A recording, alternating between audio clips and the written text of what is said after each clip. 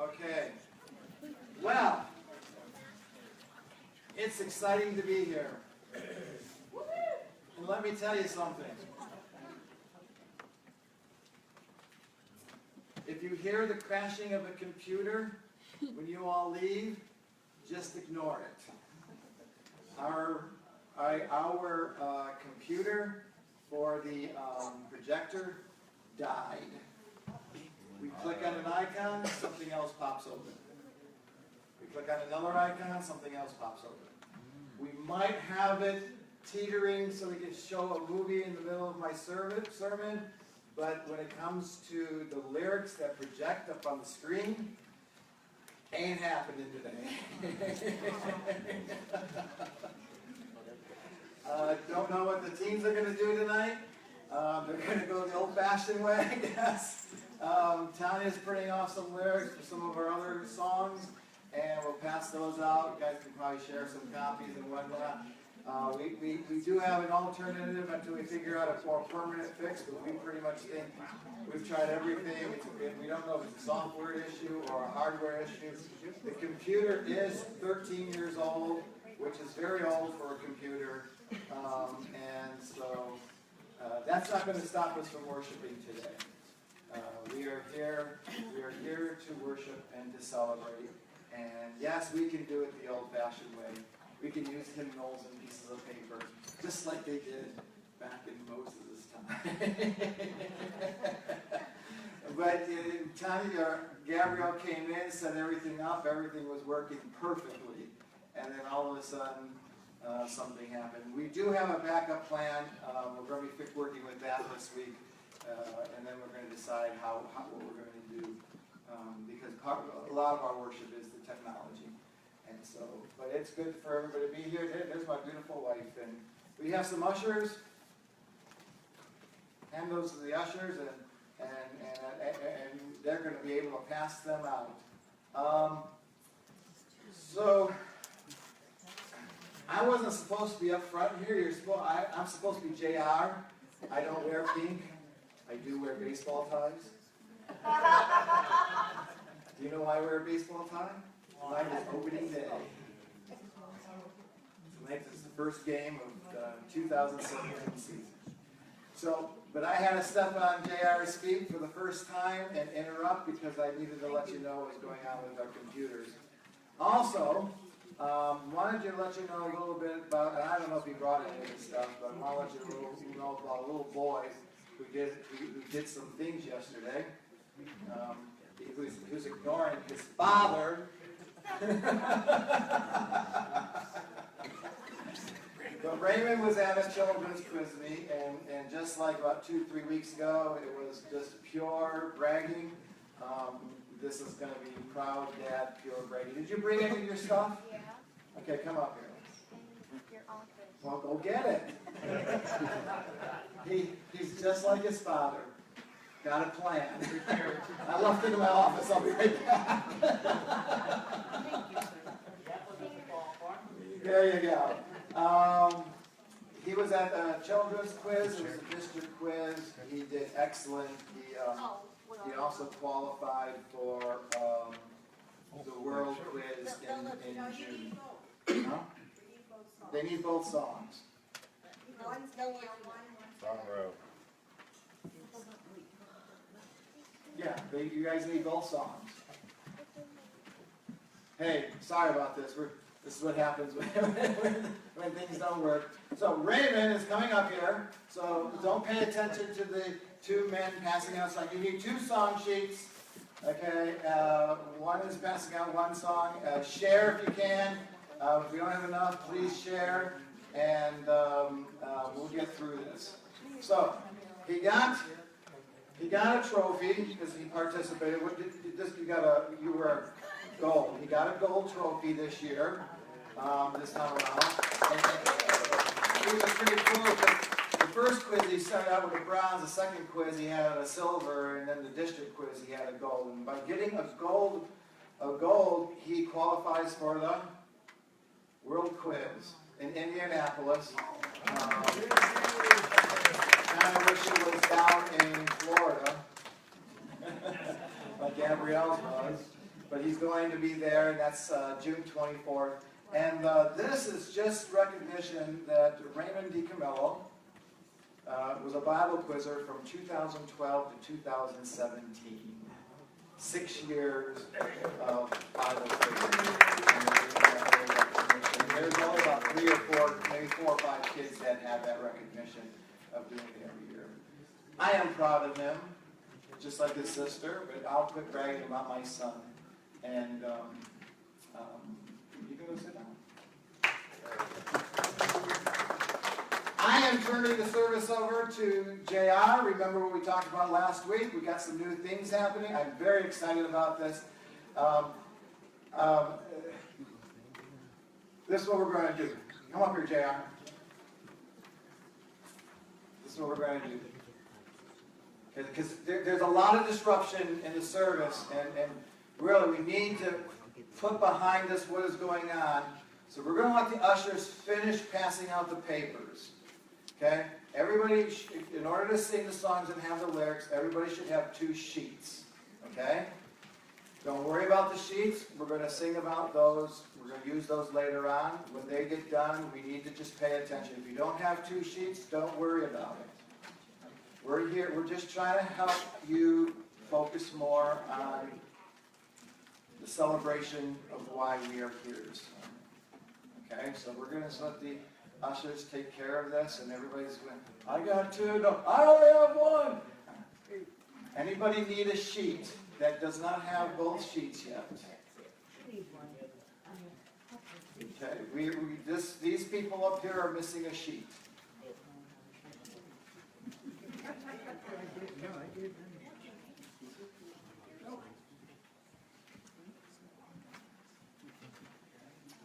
Which one do you have? Okay, is that stronger? Which one are you missing? The other one. They have stronger. Okay. We don't have any more. Rats. That's okay. We can work with this. Because Charlotte's going to come up and talk about missions, and we really need to, gentlemen, don't worry about the sheets right now. We're going to go into worship. I'm going to come back and help you guys figure out what's going on. Okay? And because really, Charlotte's prepared something.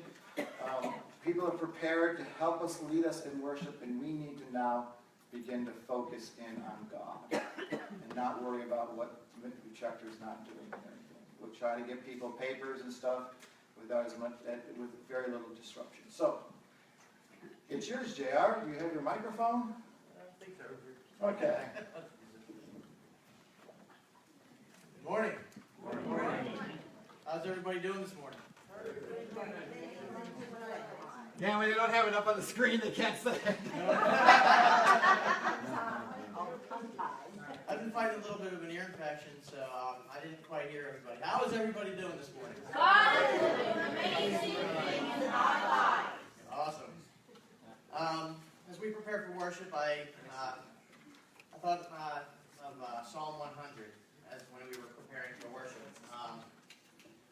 It says, "Shout for joy to the Lord, all the earth. Worship the Lord with gladness. Come before him with joyful songs. Know that the Lord is God. It is he who made us, and we are his. We are his people, the sheep of his pasture. Enter his gates with thanksgiving, and his courts with praise. Give thanks to him, and praise his name. For the Lord is good, and his love endures forever.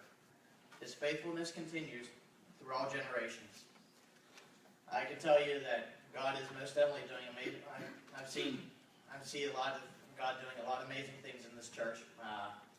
I see it on Sunday nights with the youth group, and right now God is doing an amazing thing in my life that I'm getting to have this opportunity, and I'm also getting going through the classes and everything. So as we prepare for worship, worship is an everyday thing. We just don't come to church for worship. Worship is an everyday thing we have to do. And no matter what circumstances we are going through, computer's not working. So,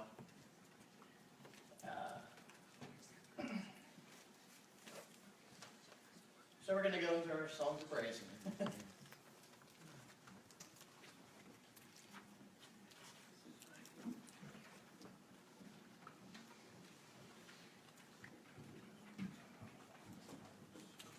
All right, you're going to turn to hymn number 236, and then you're going to need Stronger.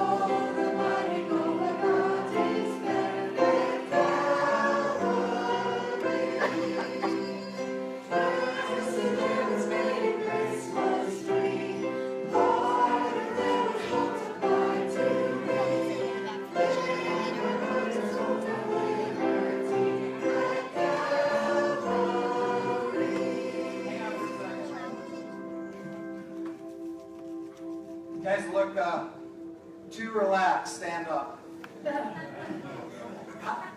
I know we sing sometimes and sit down, but really, when you stand, you're standing and you're excited and you're happy and you're alive because Jesus is alive and everything is great. So stand and we're going to continue to sing and sing like you mean it.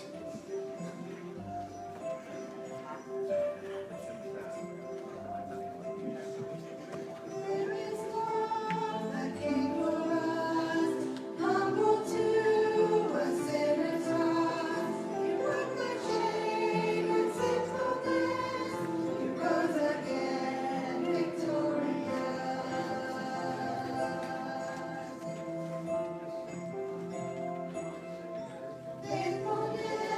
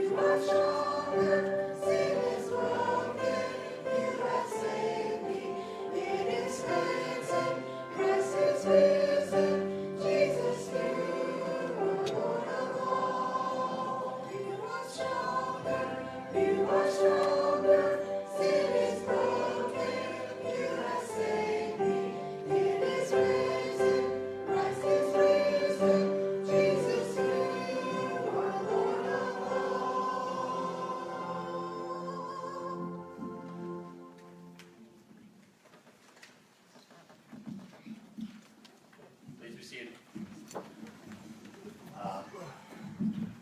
Let's pray.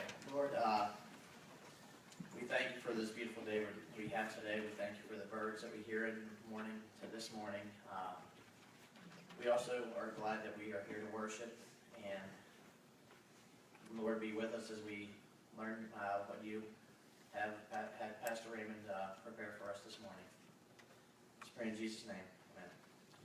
And also, speaking of amazing things, Charlotte's now going to come up and tell you some of the amazing things that God is doing in missions.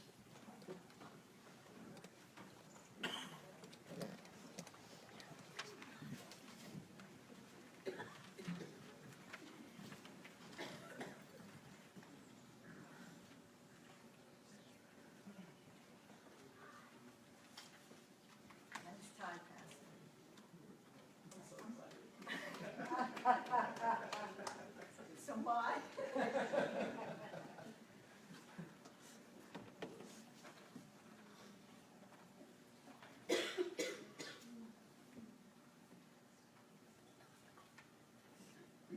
going to need some help.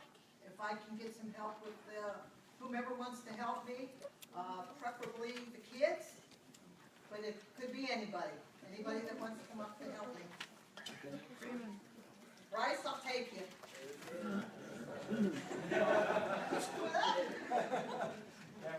I need two more volunteers.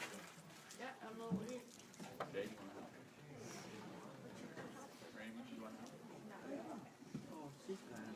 Throw your dad just set it up here. From everybody.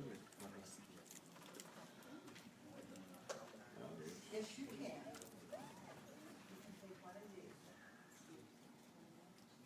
Now hold those banners up very high. If you want to go up on stage, you can. Okay, you want to do that?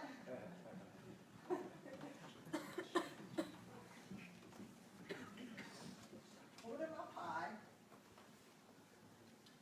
Then you could, okay, very good. You've been doing that real good.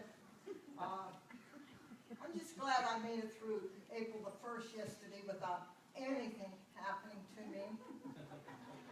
Oh, I forgot about You did. I prayed. But there we go. We have, and I'm going to make a reference to baseball too, Pastor, so hold on. So we have those replicas of flags up there. Now, who can tell me the one that Bryce is holding up? Irish. Italy. Ireland. Ireland. Okay, Ireland. How about Michael's? Oh, we know Michael. Every time I see a flag, every time I see the American flag, I like to salute it. How about Morgan? Huh? Who said it? Right here, he did. France. She said it too. Right. Germany. The next one. Germany. You guys are smart. Very good. Okay. Now today I'm going to focus in on a little bit of France.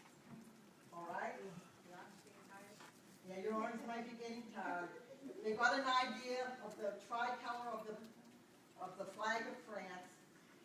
These flags are replicas of, came to me at a very, you can put them, you can relax, at ease. These flags, these things came to me this week. I was going to talk about France. And what you know, I got a box of things from a former missionary president, and I looked at the flags, and I didn't really know what whose country, but I had some help. I had some little notes there in the box, and one of them, I only got 3, and one of them was on France. So that's why we got the flag. You can be seated if you want, or maybe if you feel like standing up there until my presentation's over. It's not too long, it's only 10 minutes.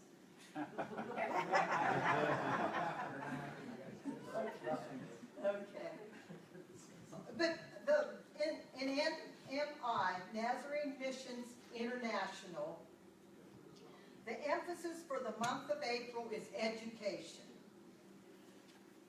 This is the book. Missions, Nazarene missions, supporting people and giving, embracing our purpose, community, cross-cultural, church, love, understand, mission education. We learn about missions in a lot of ways. Some of the ways is through experience. Many of you, and I'm so thankful, have experienced putting together a crisis care kit. And that is so valuable for hands-on experience. And these crisis care kits goes to very many needy areas. Some of you learn about Christian mission education through reading of our books, and you've done a great job in reading the books and returning them so that we can get others to read. So we learn by reading, we learn by hands-on experience, we learn by giving. The alabaster money that you brought in last month was phenomenal. I think the participation is great, that we learn about missions through our giving and what the alabaster money does. So we learn about mission education in a lot of ways. Some more things that I would like us to learn. We always should be in that learning mode. But this past week, in the March 31st paper of this year, I read on the religion page where evangelical churches are booming in Cuba. In Cuba. I talked to a missionary probably a year ago or two, I'm not real sure, and he was a missionary in Cuba. And I asked him this question, and it concerns baseball. How can I get away from it? Concerns baseball. You know, the government in Cuba didn't allow people to leave, and once they left, they were exiled from their country. And I asked him this, what about the baseball players who leave their homes, their families, to come to America to play in Major League Baseball? Can they go back? He said, no, they cannot go back to their homes and their families. But he said, maybe in the future they can. But they give all of that up just to play baseball in the United States. And it's an honorable profession. But as I read this, the government is easing up on religious activity. They do not allow the people to build churches, but the existing churches they can go into now, they've destroyed many churches in Cuba, but it's opening up that the people that were once at church and their church was destroyed, they held their services in their homes. And so now that they're able to worship more publicly, they can be freer in their worship. But there are several, there are like 40,000 Methodists in Cuba now that they estimate. There are 100,000 Baptists. there are 120 members of the Assemblies of God, and there's many Protestant churches being built up, and also, of course, the Catholic influence is there too. So continue to pray for Bob Prescott in Cuba. I'm not sure what his role is at this time, but continue to pray for the people in Cuba. France. I read from this book about when we all know, we knew about the recent terrorist activities that have been in France. Let me tell you a little bit about France and the French people. France is noted for French bread, possibly, I'm not even sure. But my mother is of French descent. And our mother was of French descent. And she could make the best pastries there ever was. And she could make those cream puffs, homemade, and you didn't taste anything like that. I received my personally perfume from Paris, France, brought to me directly. I don't know which I'm a big the 25,000, I don't know, but I felt that was an honor. Of course, they're noted for their cheeses too.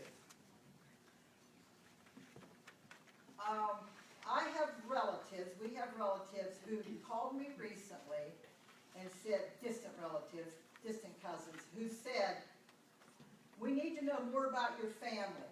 We're in contact with people in France that are related to us.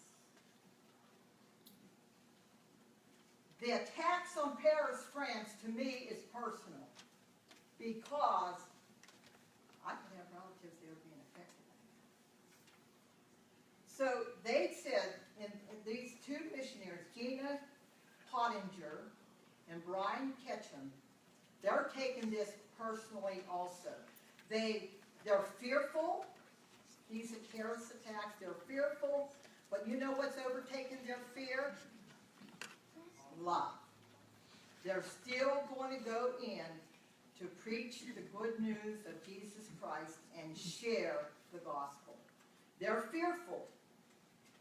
Our Compassionate Ministries helps the people that are refugees in Europe.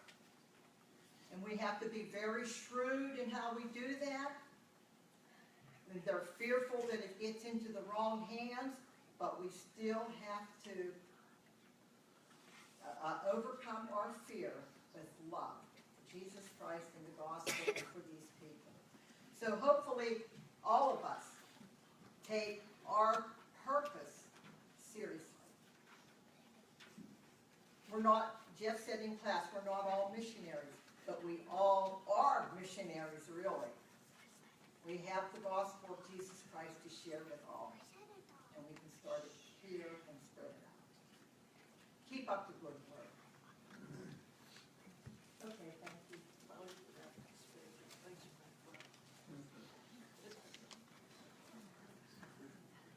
We can take that and take this.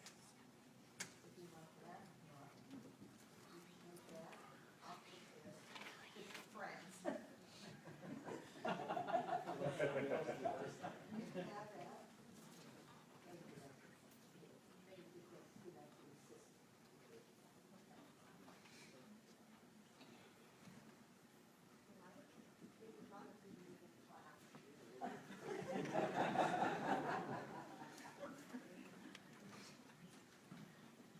Okay, I guess here in the church we like to make sure your blood's pumping, so everybody get up and greet somebody you haven't met today.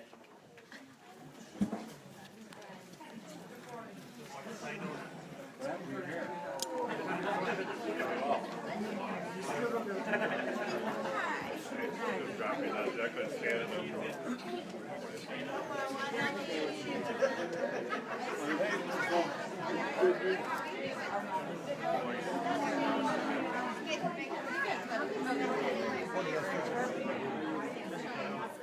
I can't stand it no more.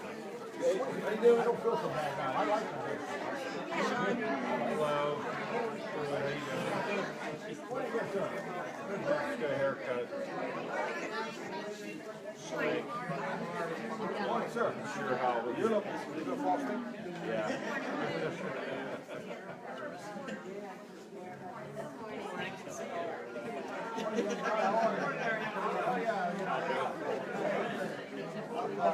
Hi, Joe. How you doing, buddy? Good morning. Nice to see you.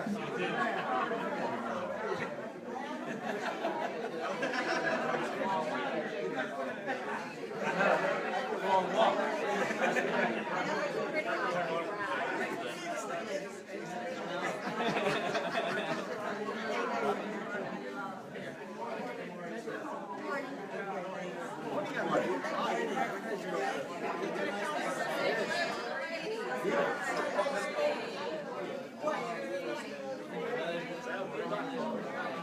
Come on, Jerry.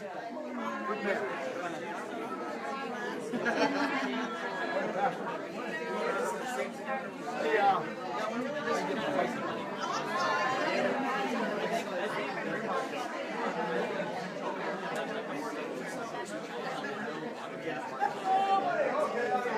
He's here today.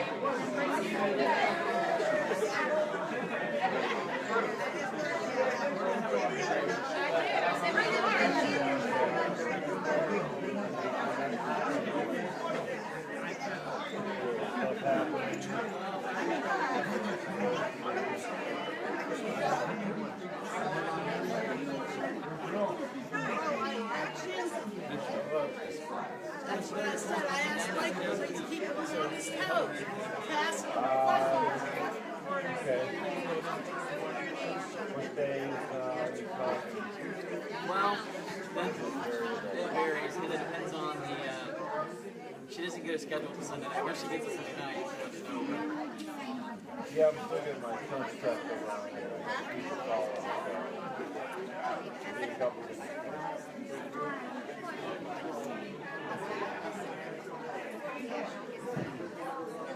That was some interesting Scientology stuff that they went into. One of the best explanations we got was from my cartoons. And like they're going through all this stuff and at the bottom they go, "We're not making this stuff up." They really.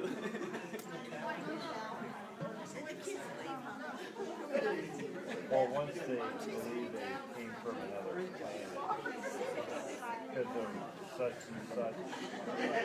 Everyone got to a certain level, and James Ronell Hubbard said he visited this planet. Why don't you give me a little bit of notice? The prophet such and such. Yeah, I already did an area. Thursday, Friday. Friday, we have Yeah.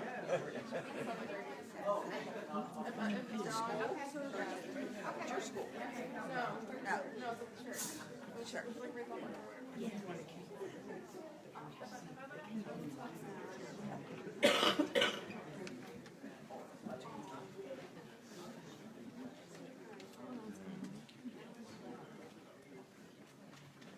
Okay, I'm going to read from John chapter 18, 1 through 14.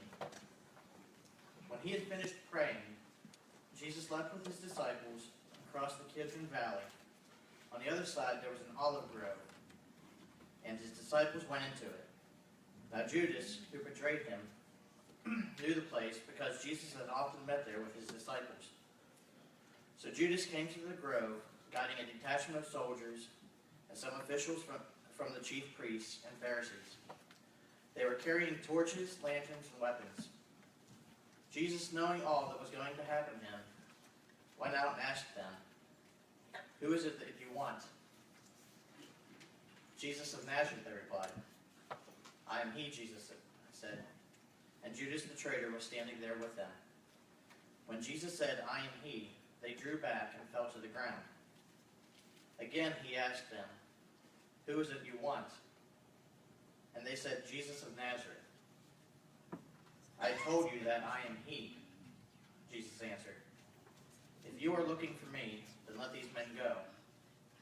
This happened so that the words that he had spoken would be fulfilled. "I have not lost one of those you gave to me." Then Simon Peter, who had a sword, drew it and struck the high priest's servant, cutting off his right ear. The servant's name was Malchus. Jesus commanded Peter, "Put your sword away. Shall I not drink the cup that the Father has given me?" Then the detachment of soldiers, with its commander and Jewish officials, arrested Jesus. They bound him and brought him first to Annas, who was the father-in-law of Caiaphas, the high priest that year. Caiaphas was the one who advised the Jews that it would be good if one man died for the people.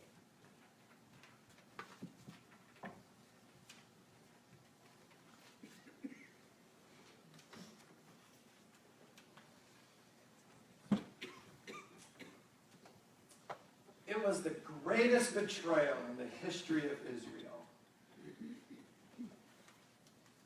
It happened so fast they didn't know what occurred, but at the same time, it took 4 years to conceive the plot.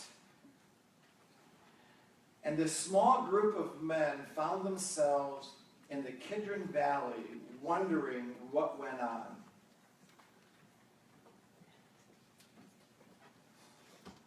The Kidron Valley is a very interesting place, and I didn't realize the significance of it until I started exploring this story. Many people have passed through the Kidron Valley to either head into the wilderness that was just on the other side, or the Kidron Valley was a place of pagan worship. But some significant events occurred. In this valley, we see a small band of people trying to figure out what they're going to do and where they're going to go. You see, Absalom had designed a plot to take over the throne from his father, King David. David had to flee into the valley, get his people together to figure out what they were going to do, and they moved out into the wilderness to protect themselves and their belongings and their families from Absalom. Absalom was David's oldest son. Absalom didn't want to wait for the throne. He decided to take the throne for himself. David couldn't believe that his own flesh and blood would do such a treacherous thing to him. And right there in that valley, David had to make a choice. He either moved out from Israel, from Jerusalem, and vacate the throne to allow his son Absalom to take it over, or he could fight and basically destroy Israel because a civil war was beginning to brew. David had to make the choice to fight against his son, his flesh and blood, or to leave for another day. Absalom, David decides that it was time for him to go into the valley, or into the wilderness, and wait for God. Fast forward 1,000 years, another small band of men headed into the Kidron Valley. They had just finished the Passover dinner, and like they always do, they decided to get away for some rest and relaxation. They had this little place that they always went to, away from the city, away from the hustle and bustle of the city, so that they can kind of get together and kind of unwind and talk a little bit about what is occurring in their lives. Jerusalem was getting very busy because the Passover was at full tilt. And there was really no place in Jerusalem to go to be by themselves. So they go over to the place where they went. They always go. They pass through the Kidron Valley. And that night, there were many people that were passing through this valley. And each and every one of them had to make a decision. The Kidron Valley became the valley of betrayal. And each person that night had to make a decision as to what was going to happen. On this night of treachery, many people would pass through, including Jesus and his disciples. Upon arriving into the valley, they went over to a garden where they talked a lot. And Jesus said to his disciples, "Can you guys just stay here for a while? I'm going to go over and pray." And he takes his 3 closest disciples and he asks them to pray for him. And Jesus goes a little farther off and he begins to pray. And we see the scene in our minds of Jesus earnestly praying. And the scripture says that Jesus was sweating. Droplets of sweat were as like blood. That's how intense he was. They were just big beads. And some people try to say that, try to wash this off, that Jesus wasn't being human, that he was praying for his disciples, and he was praying for the people around him, and he didn't want them to go through it. And you know, when we remove Jesus' humanity from him, we really discredit Jesus. You see, in the garden, Jesus was expressing himself humanly, fully humanly. This was the most human expression of Jesus' life. Beyond when he wept because Lazarus had died, Jesus was praying because Jesus didn't want to die. What human wants to die? It's not right for us to enjoy and look forward to something horribly happening to us. And Jesus knew that through him, God would experience death. And the human side did not want that experience to occur, and he fought it. But see, as I read this story, I think something else was even happening. I think Jesus was trying to figure out whether it was worth dying for humanity. And he was told by God, and now don't get me wrong, you got to listen. Not that Jesus didn't want to die for humanity. Was it worth it? And it's not that Jesus goes to the cross, he's forced to go to the cross, and we're going to see throughout today's message, we're going to see where I'm coming from with this. But that night, there in the dark valley of Kidron, the valley of betrayal, Jesus is praying earnestly, is it worth? Are they worth dying? Is it worth it? Think about it. Which one of them knew and understood what was going on? There were plots against him, and no matter what miracle occurred, there was another plot against him, another person. Okay, last week or if you were at the Lenten lunch, we learned something that they thought that his miracles was because of Satan. They called him Beelzebub. Satan must be his follower. He must be a follower. Look at look at what he's doing. Look at the people who are following. Look at the good things and the healing. Obviously, that's Satan's work. You know, the church that's growing down the street, we say, well, they're not really spiritually strong. Angels, he could have called 12 legions, one for each disciple, down to rescue him. Legions of angels, or humanity.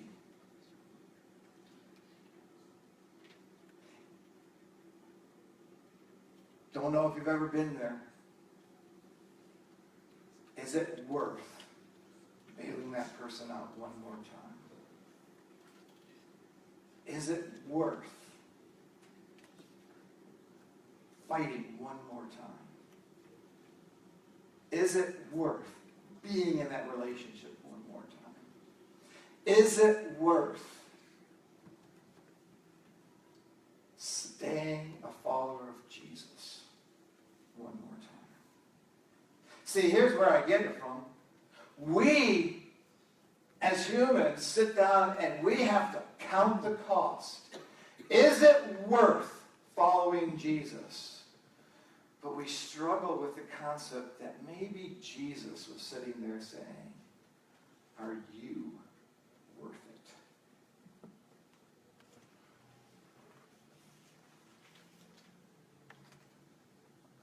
2,000 years later, after David's betrayal, Jesus faces his betrayer. He gets up from his sleep and he walks over to his friends, and what was his friends doing? Yep, they were wide awake, right? They were watching. We kept watch. Nope, they were acting like us on Sunday morning.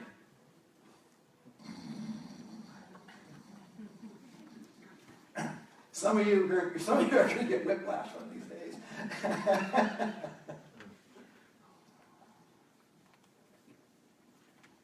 They couldn't even stay awake for 20 minutes to keep watch over him, to pray with him, to support him. You ask one of your friends, can you pray with me? And you're praying and you look up and they're sound asleep. What do you think? Is that friendship worth it?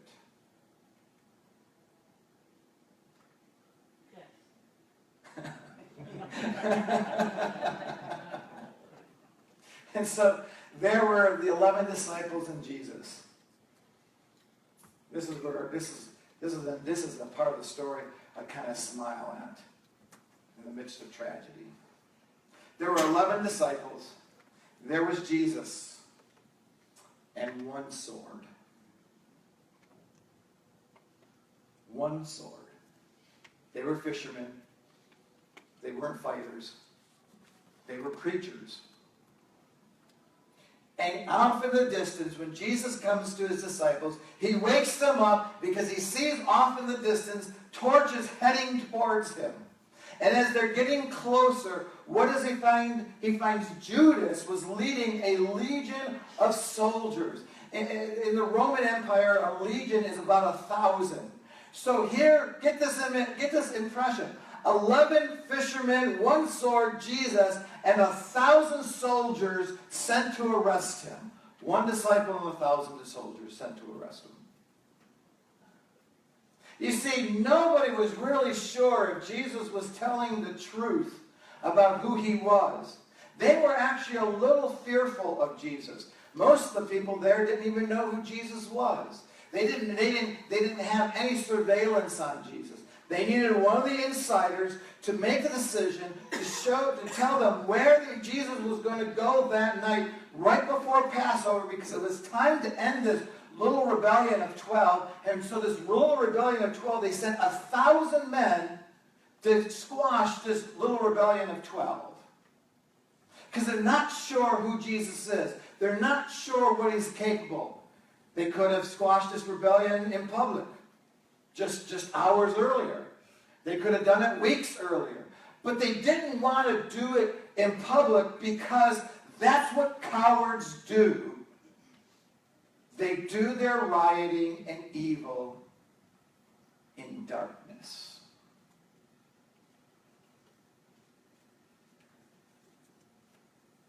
I know that's a little rough on them. But have you ever seen the rioters on television? I love it. They're so bold. They're throwing rocks through the windows, right? They're ripping down the walls. And if you notice, what are they wearing? Black masks. They don't have the guts to be seen. It was done in darkness because nobody had the guts to be seen doing the evil that they had created. And so Judas has to walk up to Jesus and show the thousands of people who Jesus is, because nobody knows who he is. Jesus turns and says, "Who are you looking for?" Okay? And they say, "Jesus of Nazareth." And he says, "I am he." And what do? They all fall away. There's Jesus. I'm right. They didn't believe him. And then now the soldiers are all wigging out over, is this really Jesus? I didn't really expect to see him. What's going to happen here? And Jesus has to go in and say, "Who are you looking for?" "Jesus of Nazareth." "That's me." And it wasn't until Judas kisses him that they believed him. Nobody in the group knew who Jesus was. Nobody understood what was going on. And Judas chose to walk up because Judas had to make a choice. And when Judas walked through the valley, see, I don't think Judas was doing this because he was an evil person deep down inside. I actually think that Judas was doing this because two reasons. One, he could make a quick buck. And two, I really think Judas thought he was protecting his friend. He could have his friend arrested. He could be put in prison for a while. Yeah, he would have a little discomfort here and there, but then he would be released in the end. I don't think Judas ever realized the depth of treachery that was going on, the depth of evil that was happening that night. I don't think when he kissed him that he knew that 15 hours later Jesus would be executed. One kiss on the cheek started hours of horror for Jesus. Because everybody who went through the Kidron Valley that night had to make a decision. Is it worth it?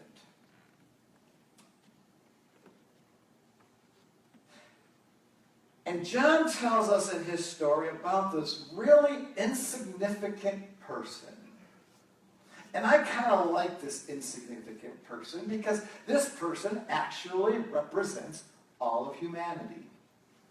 He represents each and every one of us. His name is Malchus. Malchus was there not by choice, but because the high priest didn't have the guts to face Jesus. So he couldn't put on a mask and walk out. So what does he do? He sends his servant to do his bidding. Because like I said, evildoers do their work at night. Evildoers don't want to be seen. Evildoers do not want their fingerprints on the evil that they are working. Do you realize that 6 million people 70, 80 years ago lost their lives, and not one time was Hitler's name on any of the documents? We all know it was his idea. It was his concepts.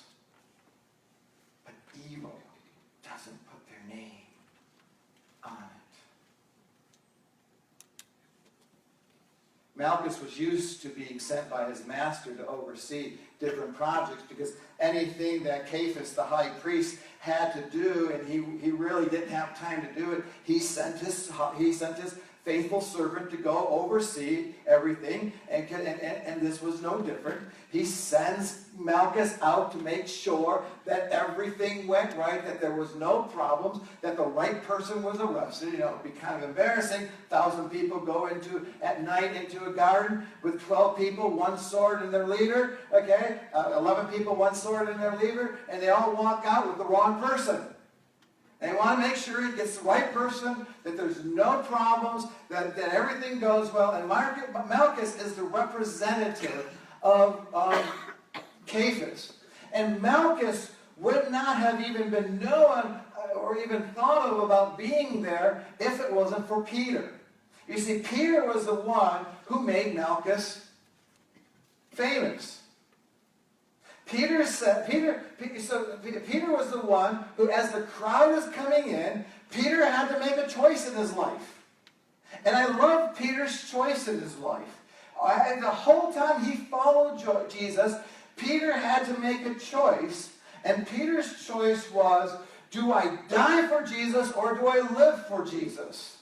And that has always been Peter's choice. Should I die for Jesus or should I live for Jesus? And every time Peter had to make that choice, he always chose the easy way out, right? Right. Peter always chose to die for Jesus. That's the easy way out? Yes. The easy answer in life is, end of my life, get me out of here, take the easy way out. Think about it. Might have felt some pain, but once it's over, never has to deal with it again. Boom, it's gone. Peter was willing to die for his Savior. And he rips out the sword and he puts Malchus in the history books by whacking off Malchus's ear. The guy sent by Cephas is now earless, okay? And Peter is now being irresponsible.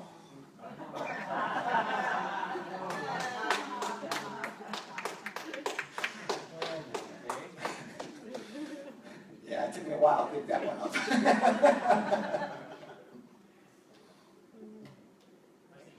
Earful of time. Here's the thing about it. As I thought about that one, and I created that whole thing, and I didn't know how to put it in, and it just floated. So, Peter, you have to understand. You have to understand Peter's choice here. Living for Jesus is much harder than dying for Jesus.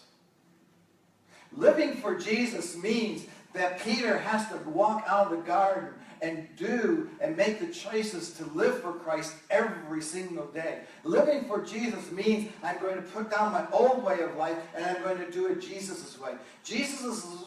Living for Jesus means that they may break me down, they may hurt me, I may feel the pain and anguish of life, but I'm going to continue to follow Jesus no matter how hard it gets, because I already answered the question in the Valley of Kidron, is it worth following Jesus? Peter says no and wants to fight it out. And he had to get to a point in his life where he said, it is worth following and living for Jesus no matter what. That came, he's part of the group that came there. And now he's doing his master's bidding, and now his ear is laying on the ground. And everything is getting out of hand. And that mob, those people, and Malchus has to make the same choice and answer the same questions that we do today.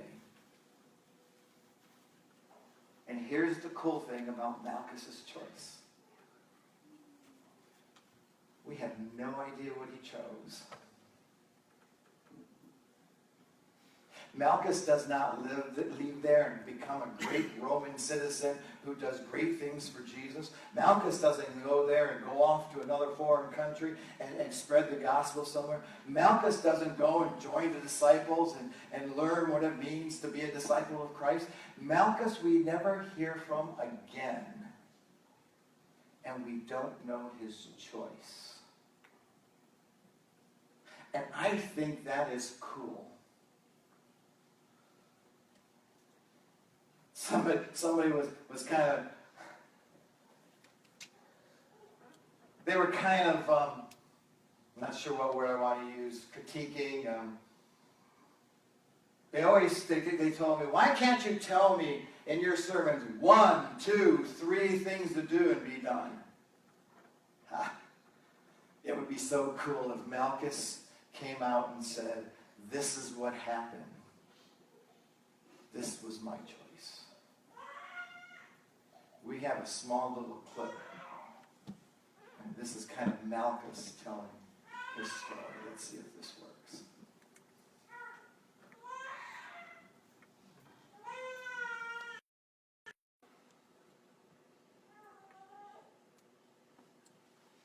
Oh God.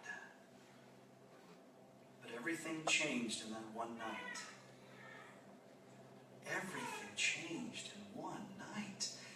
I was drugged to the garden, and then my ear myself. Let me back up. I was there in the garden with Judas. Judas knew exactly where Jesus was going to be, and we were all there waiting for him. It was crazy that night. His disciples were with him, but I saw Jesus. I was very close to Jesus, and you could tell he was visibly upset. And Judas kisses Jesus on the cheek, and I was standing so close that I heard Jesus call Judas friend. And that's the last thing I heard, because in moments later I heard nothing. I saw the flash of a blade come toward my face, and then I felt blood stream down, and then it got quiet. And then I got dizzy, and then Jesus, he touched me. Like I said, I heard all the stories about Jesus, and I've heard all the stories about how Jesus healed people with his hands. There was this one time he healed a person with dirt and spit. And so many people, he just healed them with his hands. But it wasn't his hands for me. It was the way he looked at me. It was his eyes. That's what broke me. His eyes were filled with compassion and grief and joy. And when he pulled his hand away, my ear,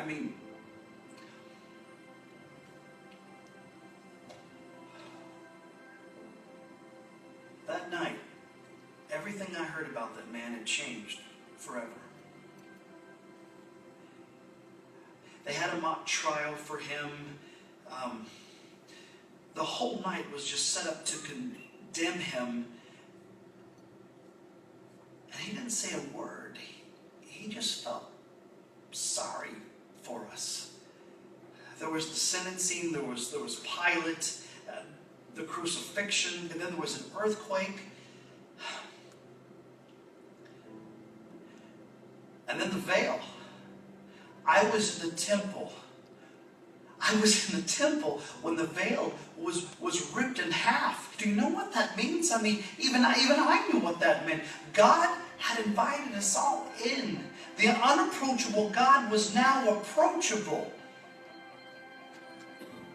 God was on the move.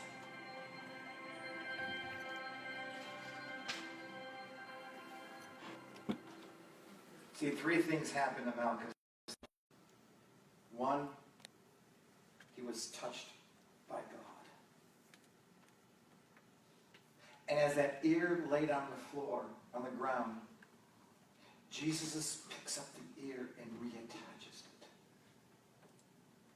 He doesn't leave a scar. He doesn't use sewing thread or needles, or he doesn't work a mat. It's a miracle. And Jesus touches Malchus. And there in the garden, there in the valley of betrayal, Jesus is healing. He's touching.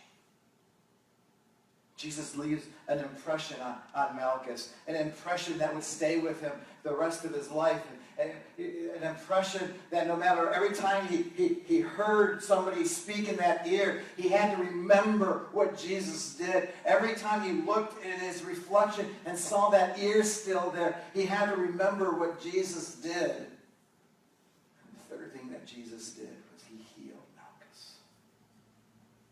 In the midst of betrayal, right there, he's being arrested. He's going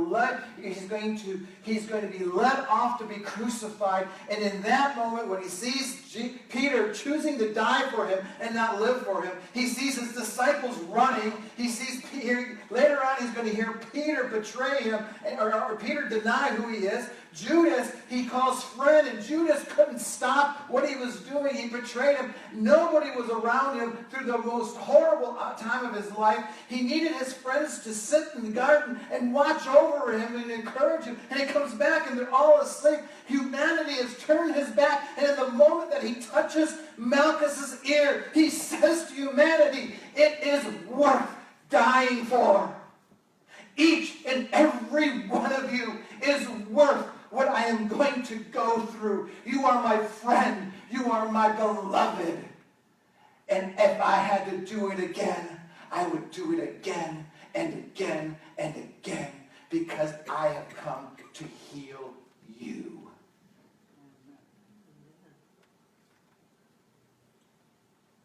Each of us find ourselves in the garden of Kidron, in the valley of Kidron, in the darkness, betrayed by life, betrayed by a relationship, betrayed by our own bodies.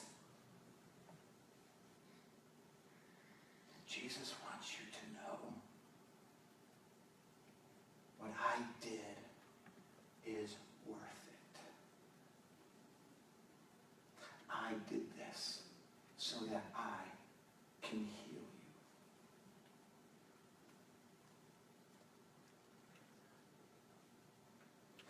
you. Many of us are in the valley of Kidron, and we have a choice to make.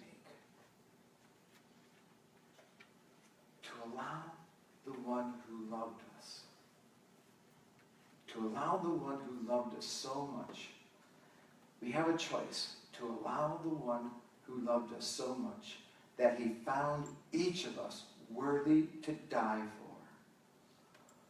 for, or to continue to listen to what life has to offer you. That's our choice. Jason's going to lead us in prayer. And worship team is going to come up.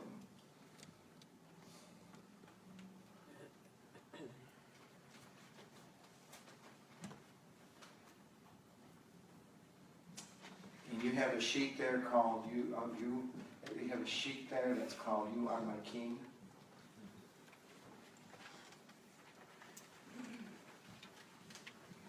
We're going to sing this song.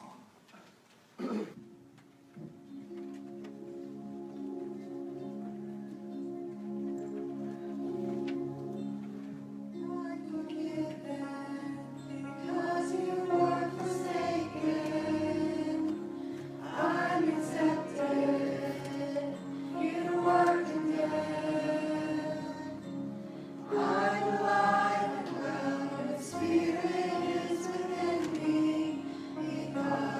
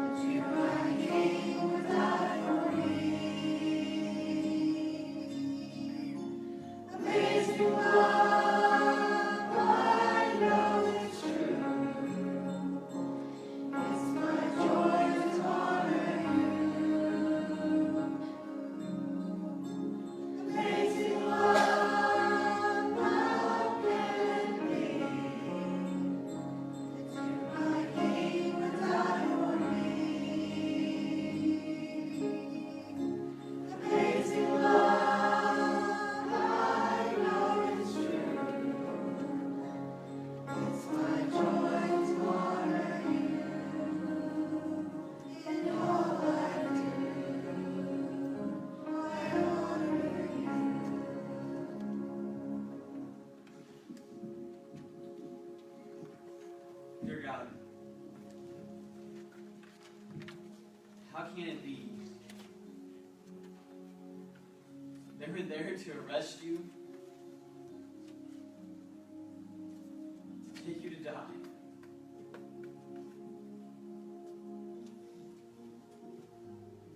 Even as they were coming and you knew what was coming and happening to you,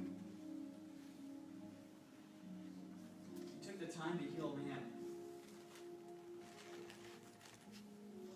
You took a moment to choose to die for us because you love us.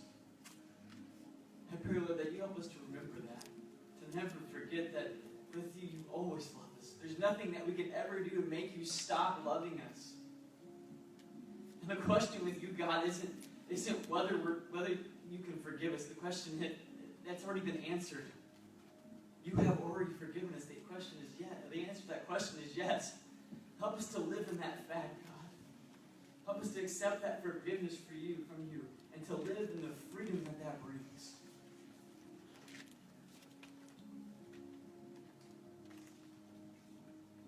Let's end on the Lord's Prayer with me. Our Father, which art in heaven, hallowed be thy name. Thy kingdom come, thy will be done, on earth as it is in heaven. Give us this day our daily bread, and forgive us our debts, as we forgive our debtors. And lead us not into temptation, but deliver us from evil. For thine is the kingdom, the power, and the glory forever. Amen.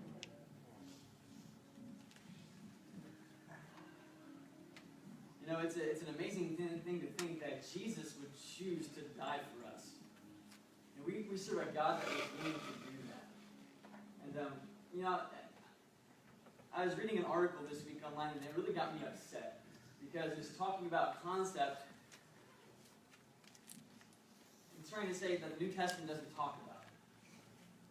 And they even quote a passage of Scripture. They quote Matthew 5:17, and they say, "Do not think that I have come to abolish the law or the prophets. I have not come to abolish them, but to fulfill them." So they take this saying of Jesus and try and get it to say something that he never said, which is what upset me about this article. They were trying to say that because Jesus came and died on the cross, we no longer needed to give a tithe. That it was no longer important or relevant. And yeah, you can search New Testament scriptures, and they're right, you're never going to find New Testament scriptures that say, oh, you need to tithe. That's because it's implied.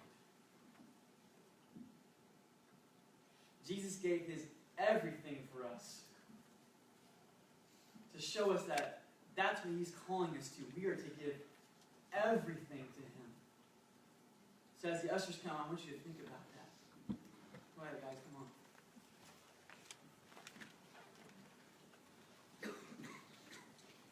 And as they're coming, I'm going to give you a couple announcements here. You will notice in your bulletin there's a purple sheet of paper. I didn't bring it up here with me. If you have a paper, please get it right. Hold it up. All right, take this purple piece of paper. If you have a prayer request, please fill it out on there and turn it back in. We will know to be praying for that and put it on the prayer list. Let's see. If you have a crisis care kit, please turn that in. You can take it back at the table in the back, or you can take it and place it in the fellowship hall. See, also there is a prayer service for John Fierro on Wednesday, April 5th at True Vine Anglican Church, and I didn't put the time down. I think it's 7 o'clock. Just keep posting on our Facebook page. Yeah, let me just interrupt here. Reverend Fierro is heading back to New York, I think today or tomorrow. The tumor was removed this past week successfully, but the problem was that the tumor wasn't what they thought it was. It was a more aggressive tumor. I'm not even going to try to. It's a glioblastoma. Yeah, glioblastoma, and it's the most aggressive type of tumor, that type of tumor that he could have. It's going to be the chances of it coming back are going to be very good. and each time it comes back, if they catch it early enough, they're going to be able to remove it. But he's heading to New York with his daughter today or tomorrow to go to a hospital, a cancer treatment center in New York that specializes in this, and he's going to be there for about 6 or 8 weeks or so. And so, Father Bill has put together a prayer and healing service, and if you're able to get down there, that's great. But I just want to let you know, he just has a long road, and then he's going to have to be watched and see if the thing starts growing again and whatnot. And so just keep Reverend Father John Fierro in your prayer, Reverend John Fierro. Pastor Randall, Yes. Shirley has cancer also. Yeah, Shirley is on the road of recovery. She just got done coming out of the hospitals from complications from her cancer, and they stopped at McDonald's to have dinner, lunch, and then he goes back to the house. They ended up taking him to Jefferson because of the cancer that he had. So, also Shirley had a heart condition in New York when they were on Thanksgiving, and then in 2016 she was diagnosed with cancer, and then John. So they've been going through quite a bit the last 2 years. Just keep Shirley and John Fierro in your prayers. All right, sorry, but I did the update. It's been a year to do that, so. Yeah. You knew more about that. I'm trying not to interrupt them because I want them to learn to do it on their own. I will throw it. No, I knew he was going to hit on that because he knows more people than I do. Ephesians 1:7 says, one more announcement before I go into that. If you have a pink slip of paper for the Cinnamon Roll fundraiser, please turn that in. We need that this morning. All right. Ephesians 1:7. In Jesus, we have redemption through his blood, the forgiveness of our trespasses according to the richness of God's grace. We're going to stand together. We're going to sing to the riches of God's grace. Can I make an announcement? No. Oh, yes, Yeah, go ahead. Jason forgot. I have to. I did. Today's the last day for the flowers in the back. I'm supposed to have it last weekend, but today's the last day for your Easter flowers. So if you want flowers, you have to sign up today. So last week was the last day, and this is the I alternate don't know, last but day. today's. For the- sure the last. Yeah. You didn't get that one. You have the last day, and then the alternate last Today day. is the last. But also, I think that special prayer for John Fierro is Wednesday night, if anybody wants to go. I think it's down at, That's what we said. you didn't say Wednesday. Didn't we say Wednesday? I It did. is Wednesday. Just so we're all clear, it's Wednesday night, 7 p.m. at the Anglican, not at the Episcopal Church at the end of town. At the Anglican Church on River Road. Yeah. But what True time? Vine What time is it? Anglican Church. So, I don't know a time though. 7 o'clock, 7 to 8. 7 to 8. Okay? Are we clear? Yeah, thanks. Stand up.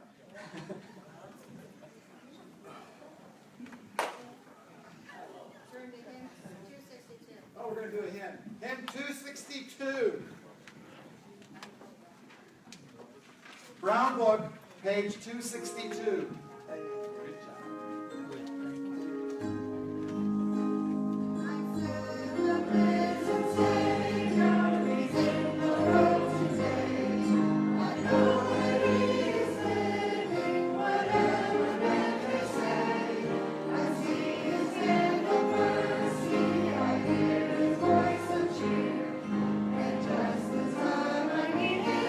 He's always been.